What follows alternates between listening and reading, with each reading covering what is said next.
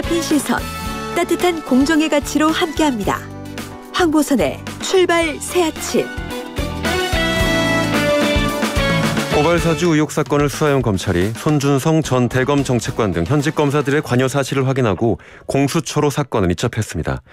민주당에서는 국민의힘 윤석열 후보의 부친과 화천대유 관련자의 주택 매매를 두고 유착 의혹도 제기하고 있습니다.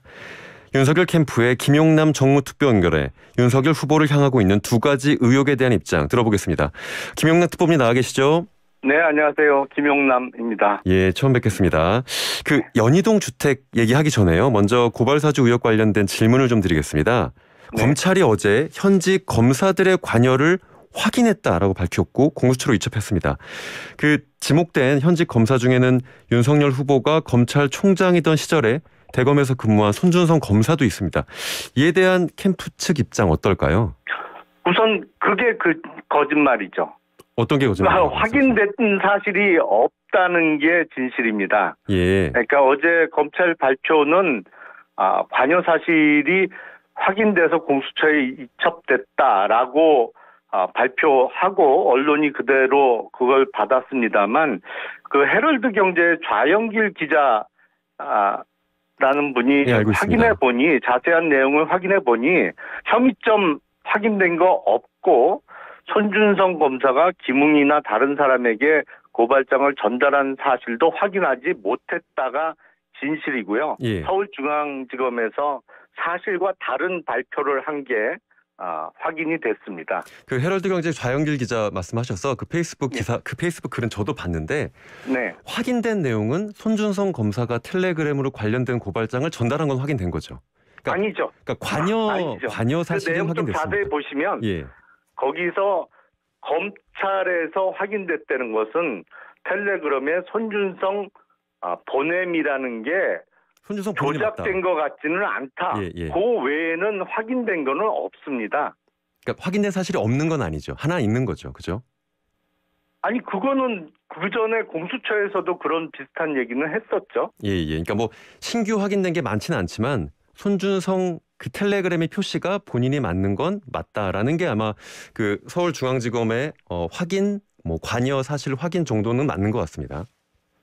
그러니까 그 발표 내용은 서울중앙지검의 발표 내용은 마치 손준성 검사나 다른 검사들이 관여한 게 확인됐다라는 취지로 발표를 했잖아요. 그건 전혀 사실과 다른 거짓말이었던 게 확인이 된 거죠. 요 얘기는 여기까지 해야 될 것 같은데 아마 제 생각에는 좀 이제 나눠서 볼 필요가 있을 것 같은데요. 텔레그램에서 기재되어 있는 게 조작이냐 아니냐도 물론 쟁점은 하나 있었습니다. 근데 그것에 대해서 손준성 텔레그램이 맞다 정도가 이제 확인됐는데 지금 특보께서 말씀하시는 건 그 이외에 뭔가 범죄 혐의까지 확인된 건 아니다 정도로 좀 구별할 수 있을까요? 그러니까 서울중앙지검의 어제 발표 내용은 오해를 충분히 일으킬 만한 사실과 다른 발표를 한 거죠. 예, 알겠습니다. 고발사주 의혹 관련돼서 제가 질문 하나 더 드리겠습니다. 윤석열 후보가 국회에 불러달라라는 좀 아주 강한 메시지를 보였고 이것에 대해서도 정치권에서 얘기가 좀 있었습니다. 오늘부터 국회 국정감사 시작인데 만약 국정감사에서 윤 후보를 국감장에 불러서 고발사주 의혹 관련된 논의를 한다면 응하실 의향이 물론 캠프에서 논의를 해봐야 되겠지만 특보께서 보시기는 어떤가요? 가능성이 좀 있어 보이나요? 언제든지 나갈 의향이 있습니다. 한 번 더 질문 드리겠습니다. 언제든지 나갈 것이고요. 혹시 캠프에서 논의된 바가 있을까요? 아니요. 따로 논의할 필요도 없이 후보의 의지가 확실하기 때문에 언제든지 나갈 용의가 있습니다. 근데 다만 민주당 쪽에서 증인 신청 자체를 안 하고 있어요. 그래서 그거 왜 안 하냐고 물어봤더니 우물쭈물하고 대답을 못 하고 있어서 민주당이 의지를 갖고 있는지가 좀 의문입니다. 당연히 국감이야 국회에서 벌어지고 있는 일인데 국민의힘 의원들이 증인 요청을 할 수도 있지 않을까요? 그건 상식에 반하죠. 국감 증인이라는 게 어떤 의혹을 제기하는 측에서 이 사람을 불러서 우리가 물어볼 테니 증인으로 부르자라고 얘기하면 상대방 당이 동의를 해주면 증인 채택이 되는 것이죠. 지금 거꾸로 좀 말씀을 하시는 것 같은데요. 사실 증인이라는 게 어떠한 의혹에 대해서 규명할 필요가 있을 때 이게 글쎄요. 이게 뭐 우리 측 증인 반대쪽 증인 꼭 이렇게 법정처럼 구분될 필요는 없을 것 같다는 생각도 드는데요. 물론 뭐 여태까지 국회 운영이 그렇게 돼 왔죠. 그리고 민주당 측이 터무니없는 의혹을 제기하고 있으니까 의혹을 제기하는 쪽에서 나와서 얘기를 들어보겠다고 하는 게 맞겠죠. 그게 순리고 여태까지의 국회 운영이 그렇게 돼 왔지 않습니까? 맞습니다. 뭐 이제 관행, 순리는 있지만 사실 뭐 위법이나 뭐 부당한 정도까지는 아닌 것 같아서 윤석열 후보께서 본인이 직접 이제 아주 강력한 의사를 밝혔기 때문에 국민의힘이 대신 증인 신청을 해서 나가는 것도 하나의 방법일 수는 있을 것 같습니다. 글쎄요, 뭐 진행하시면서 조금 억지를 부리시는 것 같은데요. 그러면은 민주당 의원들이 증인 신청하면 그거는 뭐 적극 의하겠다. 하지만 예, 언제든지 나갈 의사가 있습니다. 알겠습니다. 뭐 이 네. 정도로 하겠습니다. 그 대장동 의혹 관련돼서 윤석열 후보의 이름이 오르내리고 있습니다. 물론 윤석열 후보 측에서는 이건 우연이고 억측이다라고 주장하고 계시는데요. 뭐 객관적 사실에 대해서는 양쪽이 차이는 없습니다. 윤석열 후보의 부친 집을 화천대유 대주주인 김만배 씨의 누나가 매입했다는 것. 그리고 이제 거기에 대해서 윤 후보 측에서는 즉각 반박 자료 공개했습니다. 뭐 부동산 계약서, 공인 중개 수수료 지급 영수증, 통장 내역, 특히 이제 통장 내역 같은 경우는 가리는 것 없이 실물 그대로 공개해서 화제가 되기도 그렇습니다. 했는데요. 예. 저도 놀랐습니다. 사실 그렇게 아주 소액까지 지급한 것들을 다 그대로 공개하셨었는데, 근데 그럼에도 불구하고 보도와 논란이 좀 계속되고 있어서 혹시 후보 측에서 추가로 공개할 수 있는 증거가 있으실지 좀 여쭤봅니다. 아니, 더 이상 추가로 공개할 수 있는 증거가 뭐가 있을까요? 부동산 매매 계약서, 그리고 부동산 중개 수수료 지급한 거, 그리고 그 무렵에 예. 그 전후로 해서 통장 거래 내역을 다 공개를 했는데, 글쎄 사회자께서 생각하시기에 추가로 제출할 수 있는 자료가 뭐가 있을까요? 알려주시면 제출하겠습니다. 논박이 이루어지고 있는 상황이다 보니까 어쨌든 뭐 유리한 증거, 불리한 증거들을 각각 제출하는 건데, 공인중개사 관련된 인터뷰가 많이 나오고 있습니다. 그래서 어떻게 보면 공인중개사 같은 경우는 윤 후보의 부친 관련된 분들과 직접 만나서 이 부동산 계약을 했던 사람이라면, 공인중개사와 관련된 뭐 윤 후보 측에서의 여러 가지 사실관계들도 밝힐 수 있으실 것 같습니다. 사실관계 다 밝혔고요. 예. 그 부동산 중개를 한 분도 인터뷰를 통해서 예.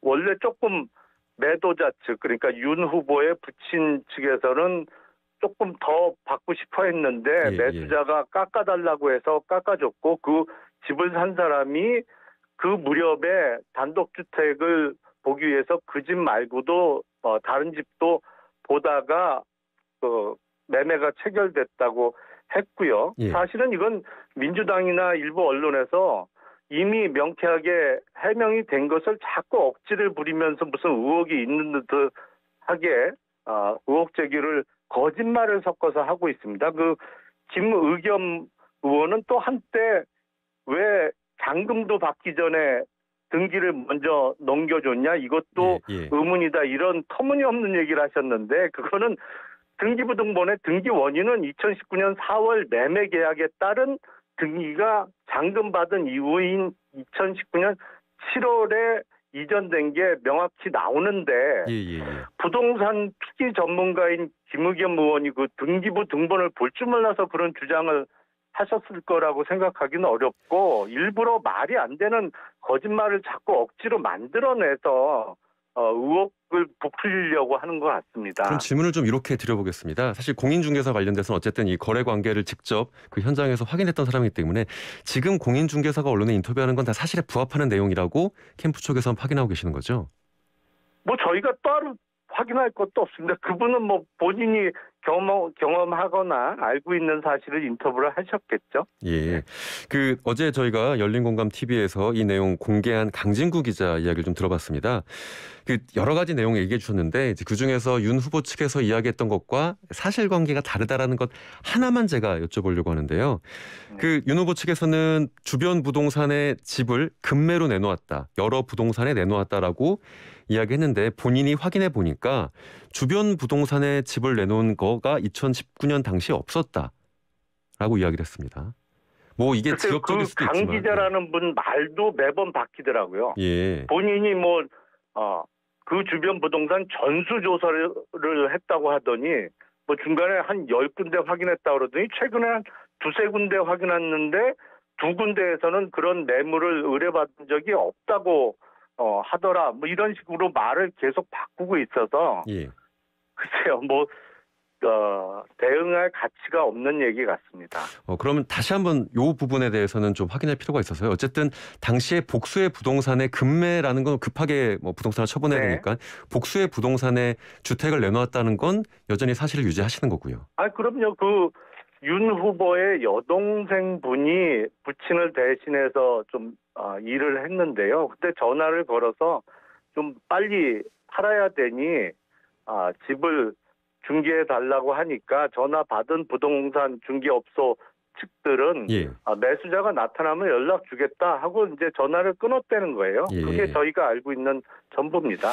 여권에서도 또 국민의힘 대선주자 사이에서도 이게 우연이라고 하기에는 너무 뭐 로또라는 표현까지 있었지만, 그러니까 2019년 주택 거래량이 전국에서 80만 건이 넘고 서울에서 13만 건이었는데 이 13만 건의 거래 중에서 윤석열 후보의 부친과 이 김만배 씨의 누나가 단독주택 매매를 할 수 있는 가능성이라는 게 너무 희박하기 때문에 아마 이런 의혹이 나오는 것 같은데 이거를 우연이라고 보기엔 좀 어렵다라는 의견 어떻게 보시나요? 우연치고는 참 생기기 힘든 우연인 것은 틀림없는 사실입니다. 그런데 그래서 저희 쪽은 김만배 씨 쪽에서 의도적으로 당시 어쨌든 유력 검찰 인사니까 의도적으로 접근하려고 이런 거래를 성사를 시켰나라는 생각도 했습니다만 원래는 윤 후보의 부친께서는 한 21억쯤 받았으면 좋겠다고 했는데 그거를 매수자 측에서 깎아서 결국엔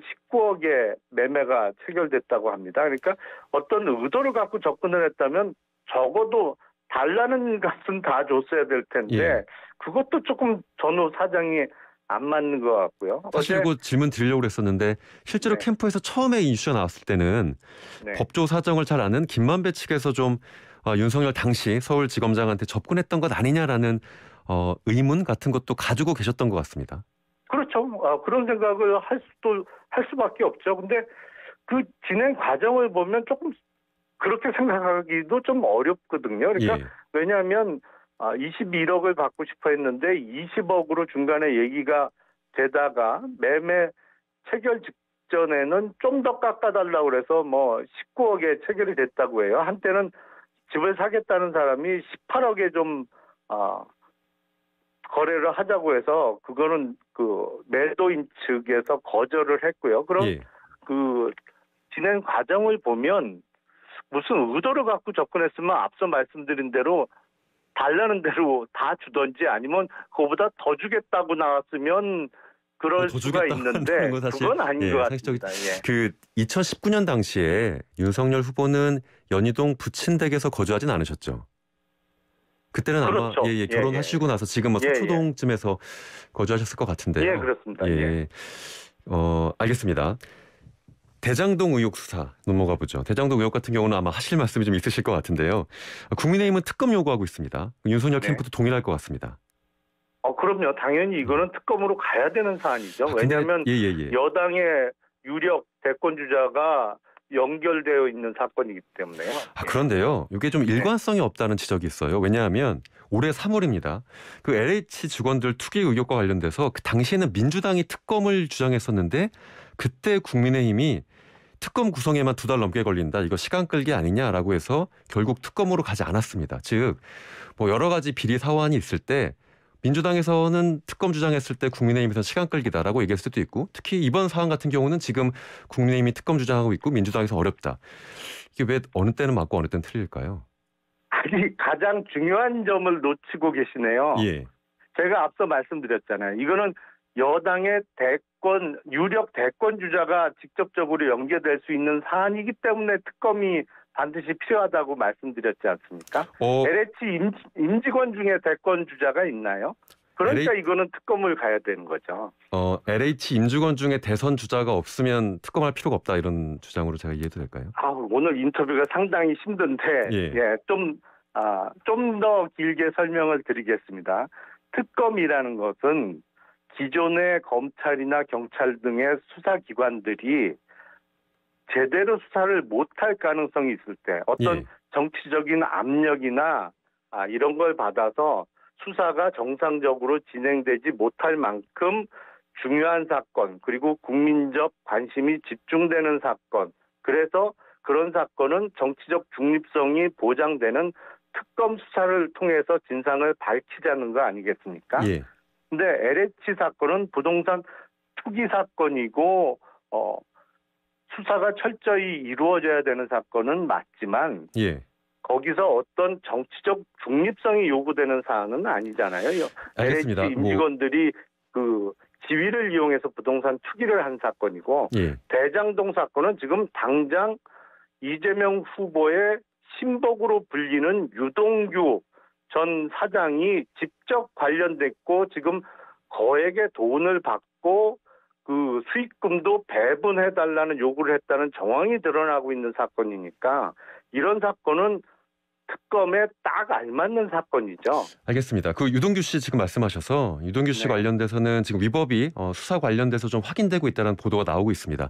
그리고 이제 네. 압수수색 과정에서 핸드폰을 창밖에 던졌다 이런 얘기까지 나와서 지금 시민들이 좀 의아하다 뭐 더 네. 나아가서는 참 뭐라고 그럴까요? 수사에 대비하는 방식들을 많이 알고 있다까지 나오고 있는데 전직 검사로서 좀 어떻게 보시나요? 그 유동규 씨가 그렇게 행동한 거는 이재명 후보의 지시대로 한 것 같습니다. 이재명 후보가 예. 강연을 하면서 수사받게 되면 절대 핸드폰 뺏기지 마라라고 했잖아요. 그러니까 역시 이재명 후보의 지시사항대로 철저히 이행을 한 것 같고, 근데 거기서 이해가 안 되는 게 예. 그거를 아파트 창문 밖으로 던졌고 그걸 또 한동안 모르고 있었다는 거예요. 압수수색을 나간 검찰 직원들이. 결국엔 지금 그 핸드폰을 못 찾았다 이렇게 나오고 있는데 예. 요새 가장 압수수색의 기본은 핸드폰 확보인데 그렇죠. 글쎄 수사 의지가 있는 건지 의심할 수밖에 없고 다시 한번 특검의 필요성이 드러나는 것이 아닌가 싶습니다. 예, 오늘 여기까지만 말씀 듣겠습니다. 아이고 이게 근데 대장동을 주로 했어야 되는데 엉뚱한 연희동 주택 갖고 예, 시간을 다 부족해서요. 예, 제가 다시 한번 대장동 관련돼서도 말씀 듣도록 하겠습니다. 오늘 말씀 잘 들었습니다. 예, 지금까지 고맙습니다. 국민의힘 윤석열 후보 캠프 김용남 정무특보였습니다.